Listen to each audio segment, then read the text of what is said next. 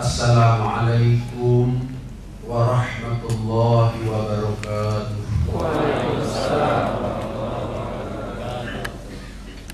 Alhamdulillahilladzi arsala rasulahu bil huda wa dinil haq liyudhhirahu 'ala dini kullihi wa kafa billahi shahida wa kafa billahi waliyya wa kafa billahi nasira. Allahumma salli wa sallim ala sayyidil Mustafa wa ala alihi wa ashabihi wa tabi'ina wa tabi'it tabi'ina lahum bi ihsanin ila yaumil jazaa. Amma ba'du, faqad qala Allah ta'ala fil Qur'anil Karim wa huwa asdaqul qailin. A'udzu billahi as-sami'il 'alim minasy syaithanir rajim. Ya ayyuhalladzina amanu kutiba 'alaikumus shiyam kama kutiba 'alal ladzina min qablikum la'allakum tattaqun. Wa qala an-nabiy sallallahu alaihi wasallam, man qama ramadhana imanan wa ihtisaban ghufira lahu ma taqaddama min dhanbihi. Shadaqallahul azim wa sadaqa rasuluhun nabiyyul karim wa nahnu ala dhalika minasyahidin wa syakirin walhamdulillahi rabbil alamin. Hadirin kaum muslimin wal hadirat kaum muslimat, jamaah salat zuhur yang dirahmati oleh Allah Subhanahu wa ta'ala. Tidak ada kata-kata yang paling berharga lagi indah yang ingin kita persembahkan ke hadirat Allah Subhanahu wa ta'ala pada saat ini. Tentu yang datang dari lubuk hati kita yang sangat dalam, kemudian kita ukir lewat lisan dan bibir kita, kecuali kata-kata syukur kehadiratnya melalui kalimah agung lagi mulia, alhamdulillahi rabbil alamin, atas berbagai macam nikmat yang telah Allah Subhanahu wa ta'ala anugerahkan kepada kita sejak kita berada di alam rahim ibu kita sampai dengan saat ini. Apakah nikmat-nikmat itu berupa nikmat zahiriyah maupun nikmat-nikmat itu berupa nikmat batinnya, ya tidak terhitung jumlahnya, lagi tidak ternilai harganya. Allah Subhanahu wa ta'ala berfirman dalam Al-Quran, wa in ta'uddu ni'matallahi la tuhsuha. Dan andai kalian mau mencoba menghitung-hitung nikmat Allah yang Allah anugerahkan kepada kalian, walaupun seluruh mesin hitung yang pernah ada, sedang ada, dan akan ada dijadikan alat untuk menghitung setiap nikmat Allah yang Allah anugerahkan kepada kita, pasti mesin hitung itu akan hang, rusak. Maka nikmat Allah Subhanahu wa ta'ala belum lagi selesai dihitung oleh mesin-mesin itu.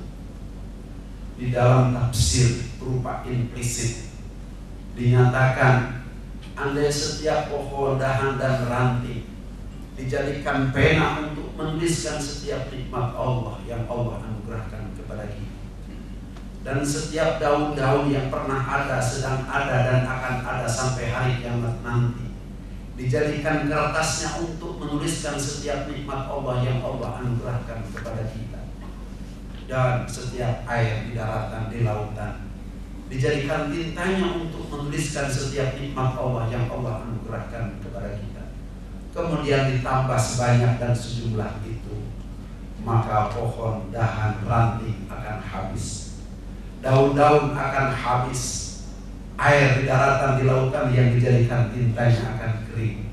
Nikmat Allah Subhanahu wa ta'ala belum lagi habis dituliskan. Kemudian nikmat apa yang pada saat ini yang harus paling kita syukuri kehadirat Allah Subhanahu wa ta'ala?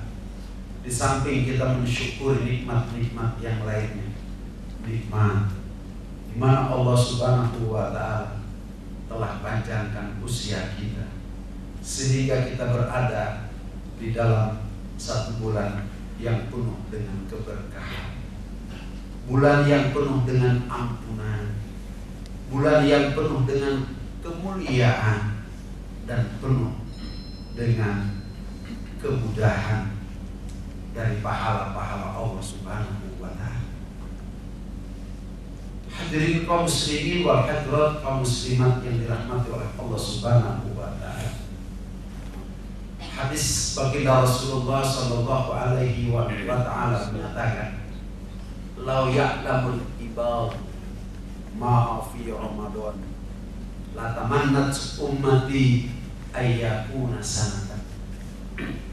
Seandainya si hamba mengetahui kebaikan-kebaikan yang ada dalam bulan Ramadan, maka si hamba dari umatku, kata baginda Rasulullah SAW, menginginkan semua bulan ini menjadi Ramadan. Tidak ada Syawal, tidak ada haji, tidak ada Muharram, tidak ada Maulid, semuanya menjadi bulan Ramadan. Hadirin kaum muslimin wal hadirat kaum muslimat yang dirahmati oleh Allah Subhanahu wa Ta'ala. Bagaimana tidak seorang hamba apabila mengetahui kebaikan-kebaikan yang ada pada bulan Ramadan, menginginkan semua bulan ini menjadi Ramadan. Rasulullah sallallahu alaihi wasallam bersabda lagi dalam salah satu hadisnya, "Innal jannata latubakharu wa tuzayyanu minal khawli ilal khawli lidukhuli Ramadan." Sesungguhnya surga diberikan harum-haruman oleh Allah Subhanahu wa Ta'ala dan dipercantik serta diperindah oleh Allah Subhanahu wa Ta'ala dari tahun ke tahun, yaitu manakala datang bulan Ramadan. Bagaimana cara Allah Subhanahu wa Ta'ala memberikan harum-haruman ke dalam surganya, mempercantik, memperindah surganya? Rasulullah sallallahu alaihi wasallam bersabda, "Habbat rihun min tahtil arsy al-musamma bil muthirah." Dengan cara di mana Allah Subhanahu wa Ta'ala menghembuskan satu angin dari bawah aras agungnya Allah Subhanahu wa Ta'ala. Angin itu yang bernama Al-Musirah. Ketika angin Allah Subhanahu wa Ta'ala yang bernama Al-Musirah itu dihembuskan, maka angin itu membuka lebar-lebar 8 pintu surganya Allah Subhanahu wa Ta'ala. Ketika angin masuk ke dalam surganya Allah Subhanahu wa Ta'ala, maka surga berubah menjadi lebih wangi dari tahun-tahun sebelumnya. Tidak ada wangi yang paling wangi kecuali wangi pada malam hari, di mana Allah Subhanahu wa Ta'ala meniupkan, menghembuskan angin Al-Musirah. Dengan dihembuskan angin Al-Musirah, Allah Subhanahu wa Ta'ala merubah surganya menjadi lebih cantik dari tahun-tahun sebelumnya, menjadi lebih indah daripada tahun-tahun sebelumnya. Kemudian antara pohon yang satu dengan pohon yang lainnya bersentuhan, antara dahan yang satu dengan dahan yang lain dari pohon-pohon di dalam surga bersentuhan, dari ranting yang satu dengan ranting yang lain bersentuhan, sehingga Rasulullah SAW bersabda, sehingga mengeluarkan suara yang sangat indah, nyanyian yang sangat indah. Tidak ada suara dan nyanyian yang paling indah kecuali malam hari itu. Kalau di dunia pernah ada terkenal penyanyi Elvis Presley, kemudian siapa lagi? Siapa, Pak Iwan? Santri dari Bogor ini nggak tahu penyanyi-penyanyi. Pokoknya bapak-bapak dan ibu yang paling hafal. Siapa lagi? Michael Jackson. Katanya mereka yang paling hebat Maka dibandingkan dengan nyanyian lewat angin al-musyirah yang Allah datangkan pada malam hari bulan Ramadan, tidak ada apa-apa. Kemudian angin itu kemudian sampai menghembus ke gedung-gedung yang telah diciptakan oleh Allah Subhanahu wa Ta'ala, yang penghuninya nanti hamba-hamba Allah Subhanahu wa Ta'ala yang soleh dan solehah. Maka daun-daun jendela, daun-daun pintu berguguran, kemudian otomatis berganti dengan daun pintu dan daun jendela yang baru. Kemudian bidadari-bidadari yang diciptakan Allah Subhanahu wa Ta'ala sebagai pelayan ketika hamba-hamba Allah Subhanahu wa Ta'ala yang soleh dan solehah datang ke dalam rumahnya, mereka dengan suara yang sangat indah, dengan harum-haruman yang sangat luar biasa, maka mereka bidadari-bidadari terbangun. Kemudian mereka pikir kiamat sudah terjadi. Mereka pikir sudah datang Allah Subhanahu wa Ta'ala membangunkan mereka untuk menjadi khadimah bagi hamba-hamba Allah Subhanahu wa Ta'ala yang soleh dan solehah di surganya Allah Subhanahu wa Ta'ala. Sehingga mereka berjalan dan berkumpul di sebuah pojok.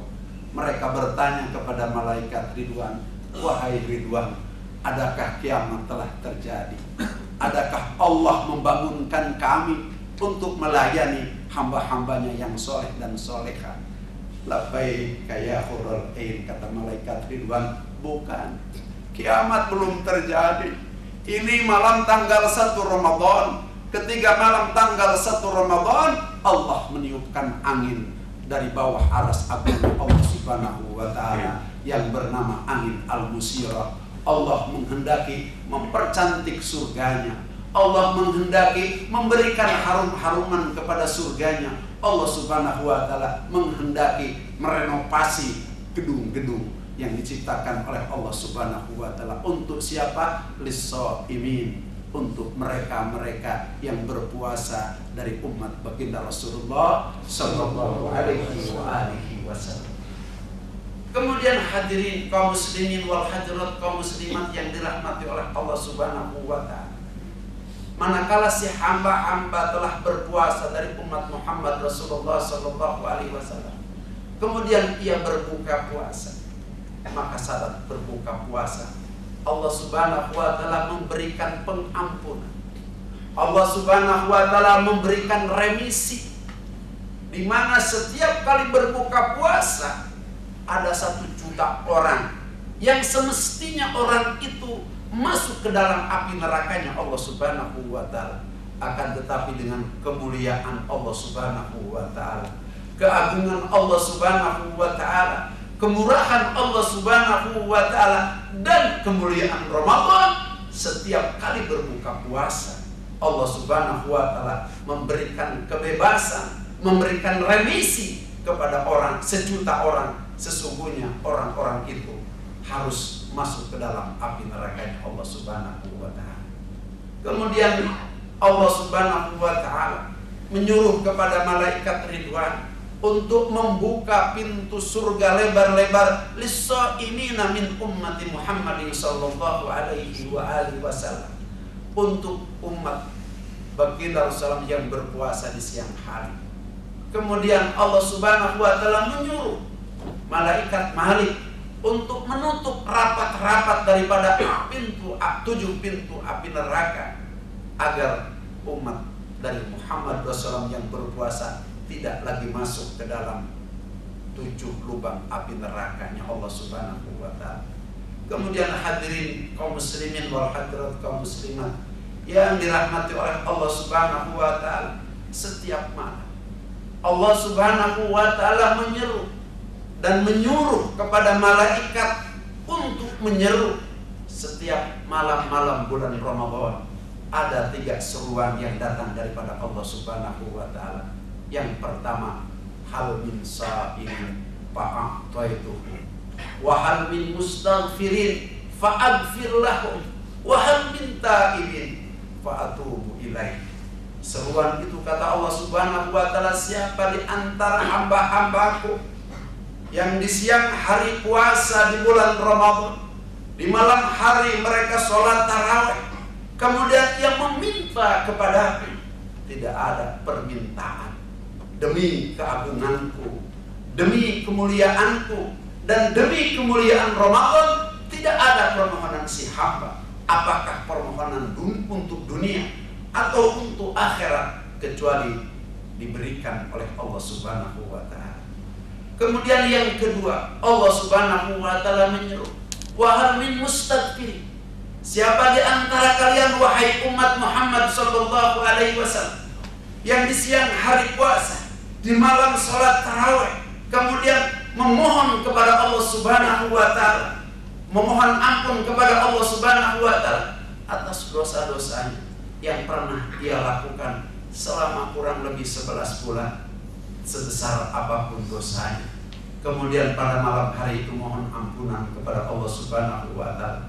Kata Allah Subhanahu wa ta'ala, tidak ada dosa kecuali diampunkan oleh Allah Subhanahu wa ta'ala.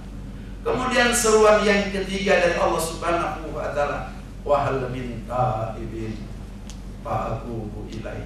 Siapa di antara kalian wahai umat Muhammad yang di siang hari puasa Ramadan, di malam hari sholat tarawih, kemudian mengangkat kedua belah tangan, bertobat kepada Allah Subhanahu wa ta'ala dari dosa-dosa yang besar, berzina atau dosa-dosa besar yang lainnya, kemudian mencerit kepada Allah Subhanahu wa ta'ala dengan catatan ada 4 syarat yang ia telah lakukan. Karena tobat boleh diampuni oleh Allah Subhanahu wa ta'ala, boleh diterima oleh Allah Subhanahu wa ta'ala apabila 4 syarat ia lakukan. Yang pertama, menyesal atas perbuatan dosa besar tersebut. Yang kedua, ia bersedih sehingga ditandai dengan mengalirnya air mata. Kemudian yang ketiga, dia berikrar di hadapan Allah Subhanahu wa ta'ala bahwa dia tidak akan pernah lagi melakukan dosa besar yang sama. Kemudian ia lakukan sebelum sakaratil maut. Maka ketika ia bertobat kepada Allah Subhanahu wa ta'ala di malam bulan Ramadan, tidak ada tobat seorang hamba daripada umat Muhammad, kata Allah Subhanahu wa ta'ala, demi kemuliaanku, demi keagunganku, dan demi kemuliaan Ramadan, tidak ada seorang yang tobat kecuali diterima tobatnya. Subhanallah. Kemudian di malam-malam ganjil, tanggal 21 atau tanggal 23, tanggal 25, tanggal 27, tanggal 29 yang dimungkinkan turunnya Lailatul Qadar yang dinyatakan oleh Allah Subhanahu wa ta'ala dalam Al-Qur'an. A'udzubillahi minasyaitonirrajim. Bismillahirrahmanirrahim. Inna anzalnahu fi Lailatul Qadar. Wa ma adraka ma Lailatul Qadar. Lailatul Qadri khairum min alfi syahr. Tanazzalul malaikatu warruhu fiha bi'izni rabbihim min kulli amr. Salamun hiya hatta matla'il fajr. Ini qat'i ayat bahwa di malam-malam ganjil pasti Lailatul Qadar akan turun. Di mana pada malam Lailatul Qadar malaikat Jibril oleh Allah Subhanahu wa ta'ala disuruh datang ke aras agungnya Allah Subhanahu wa ta'ala untuk mengibarkan bendera yang berwarna hijau. Tapi tidak ada kaitan dengan P3 ini, sama sekali tidak ada. Mengibarkan bendera yang berwarna hijau yang diambil daripada aras agungnya Allah Subhanahu wa ta'ala. Allah memerintahkan supaya dikibarkan di atas Ka'bahnya Allah Subhanahu wa ta'ala. Kemudian bendera hijau pun berkibar menandakan malam Lailatul Qadar tiba. Malaikat Jibril alaihissalam memiliki 600 sayap. 300 sayap berada di sebelah kanan, 300 sayap berada di sebelah kiri. Kemudian ada 2 sayap belum pernah dibuka. Khusus 2 sayap itu dibuka hanya pada malam Lailatul Qadar. Malam itu dibuka oleh malaikat Jibril, tanda malam Lailatul Qadar tiba. Kemudian malaikat Jibril alaihissalam mengundang para malaikat yang ada di Baitul Ma'mur untuk turun ke alam dunia, di mana malaikat Jibril memberikan arahan kepada para malaikat yang lain yang turun dari Baitul Ma'mur ke alam dunia untuk datang kepada umat Muhammad yang berdiri karena sholat, duduk membaca Al-Quran atau berzikir, bahkan berbaring pun tidak apa-apa, akan tetapi ia menunggu datangnya Lailatul Qadar, sehingga ia mengharapkan Lailatul Qadar turun pada malam hari itu. Kemudian ia berzikir kepada Allah Subhanahu wa taala walaupun sambil berbaring. Kata malaikat Jibril alaihissalam, salam kalian kepada mereka, jabat tangan kalian kepada mereka, jangan enyah kalian daripada mereka sebelum kalian mengaminkan doa-doa mereka. Sampai kapan? Hiya hatta matla'il fajar, sampai datang terbit fajar. Manakala fajar sudah terbit, para malaikat pun dipanggil oleh malaikat Jibril alaihissalam untuk kembali. Sebelum mereka kembali, datang mengerumuni malaikat Jibril alaihissalam. Para malaikat bertanya kepada malaikat Jibril alaihissalam, karena mereka telah menyaksikan dengan seksama bahwa umat Muhammad Rasulullah sallallahu alaihi wasallam telah sungguh-sungguh membangun ibadah kepada Allah Subhanahu wa taala dengan sholat, dengan membaca Al-Quran, dengan berzikir, dengan berdoa, dengan beristighfar, dengan bertobat kepada Allah Subhanahu wa taala. Sehingga para malaikat bertanya kepada malaikat Jibril alaihissalam, apa pahala yang akan diberikan Allah Subhanahu wa taala kepada mereka? Malaikat Jibril menjawab, Allah Subhanahu wa taala telah memandang kepada mereka dengan pandangan kasih dan sayangnya, kata malaikat Jibril alaihissalam. Kemudian yang kedua, Allah Subhanahu wa taala afa'anhum, telah mengampuni, kemudian telah menerima tobat-tobat mereka. Maka hadirin kaum muslimin wal hadirat kaum muslimat yang dirahmati oleh Allah Subhanahu wa taala, kecuali kata malaikat Jibril 4 golongan. Kemudian siapa 4 golongan itu yang tidak dipandang oleh Allah Subhanahu wa taala dengan pandangan kasih sayang Allah Subhanahu wa taala, yang tidak diampuni dosa-dosa mereka, kemudian tidak diterima tobat mereka. Yang pertama adalah mudminul khamr, orang yang tidak pernah kenyang mabuk, yang tidak pernah kenyang minum lagi, walaupun ia di siang hari bulan berpuasa, di malam hari ia terawih, bahkan di malam-malam ganjil ia tunggu Lailatul Qadar. Bahkan ketika datang Lailatul Qadar, ia bangun seperti orang bangun, ia membaca Al-Quran seperti orang membaca Al-Quran, ia berzikir seperti orang berzikir, ia beristighfar seperti orang beristighfar, ia bertobat seperti orang bertobat. Tapi bagi orang-orang yang tidak pernah kenyang, meminum yang memabukkan, menelan pil yang memabukkan, Allah Subhanahu wa taala berfirman, tidak, aku tidak pandang dengan pandangan kasih sayang, aku tidak ampunkan dosa-dosa mereka, dan aku tidak terima tobat mereka. Na'udzubillah.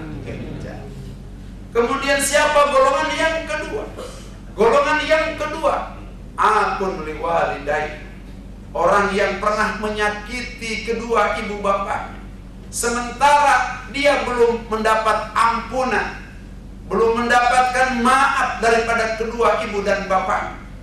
Untuk golongan yang kedua ini, walaupun siang berpuasa, malam hari berterawih, bahkan di malam Lailatul Qadar ia bangun seperti orang-orang yang bangun, ia sholat seperti orang-orang sholat, ia membaca Al-Quran seperti orang membaca Al-Quran, ia berzikir seperti orang berzikir, ia beristighfar dan bertaubat seperti beristighfar dan bertaubat orang-orang beristighfar dan bertaubat.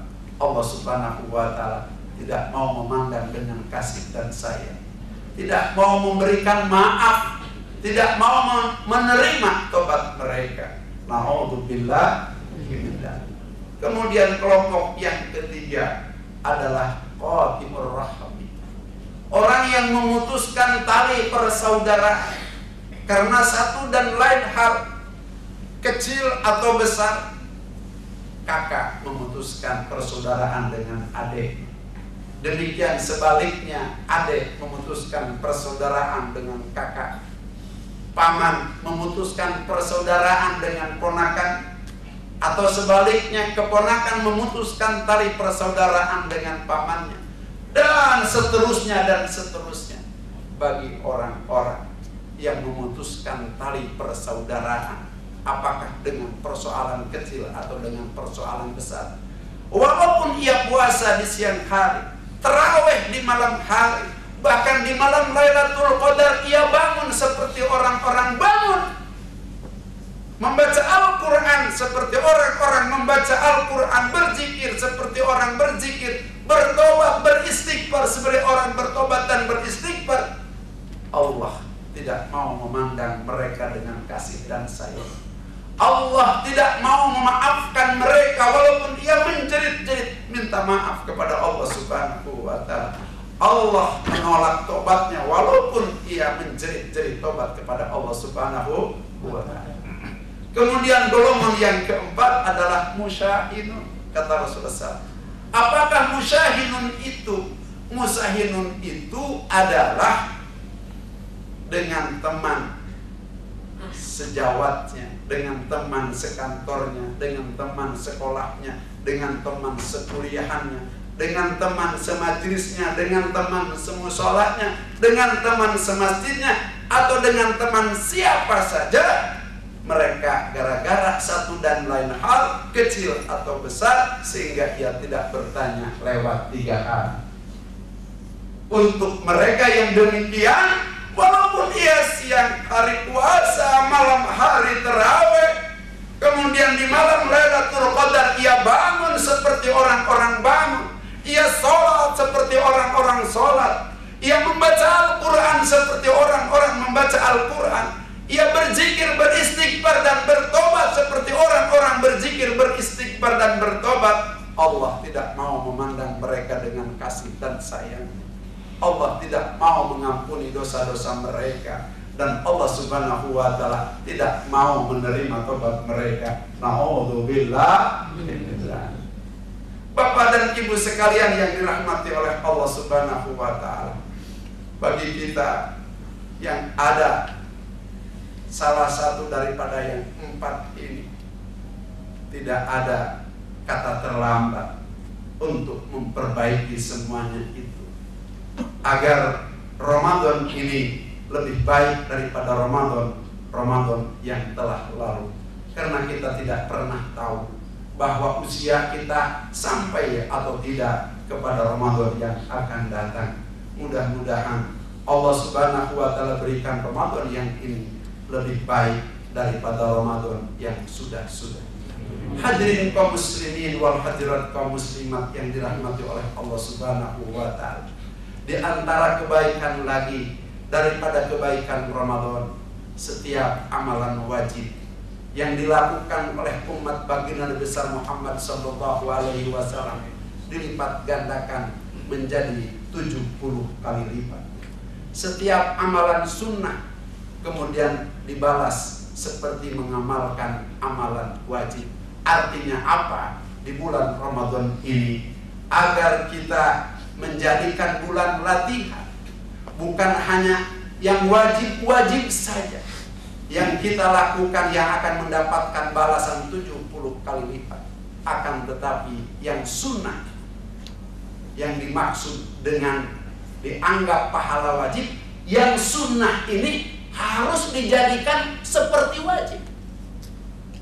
Di mana di luar bulan Ramadan kita tidak terbiasa dengan sholat hajat, maka di bulan Ramadan sholat hajat dianggap wajib oleh kita.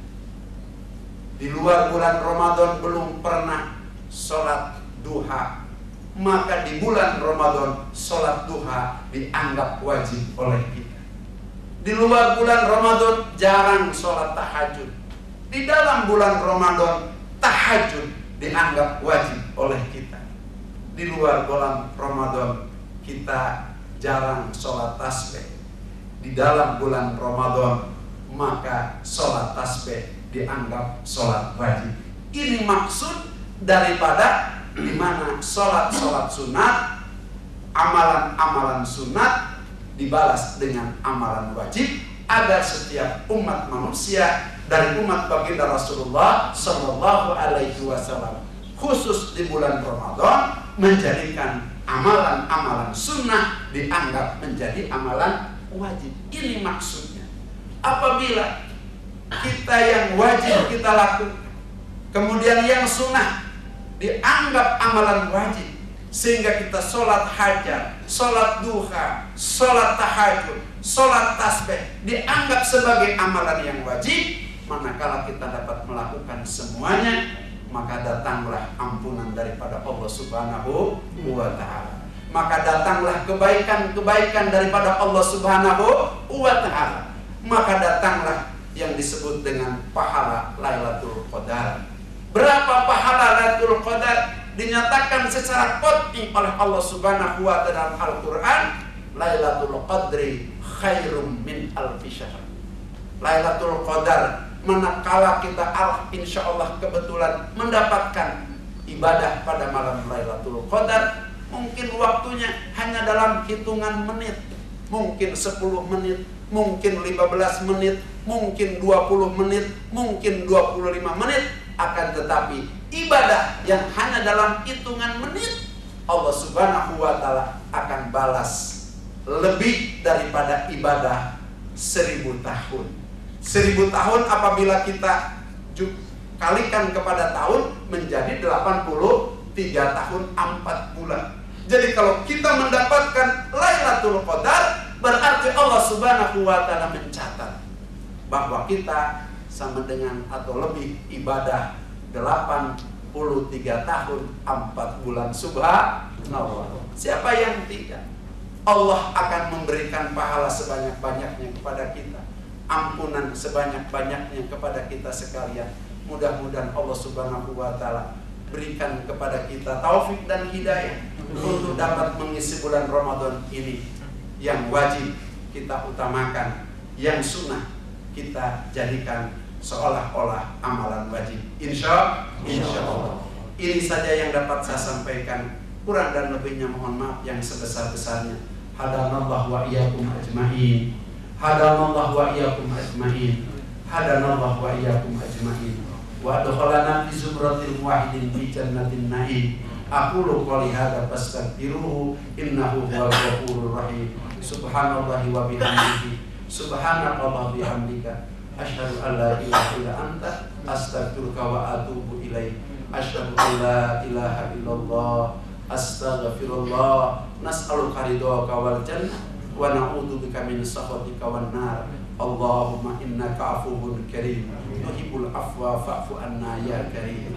Allahumma innaka afuwwun karim tuhibbul afwa fa'fu anna ya karim. Allahumma innaka afuwwun karim tuhibbul afwa fa'fu anna ya karim. Billahi taufiq wal hidayah. Wassalamualaikum warahmatullahi wabarakatuh.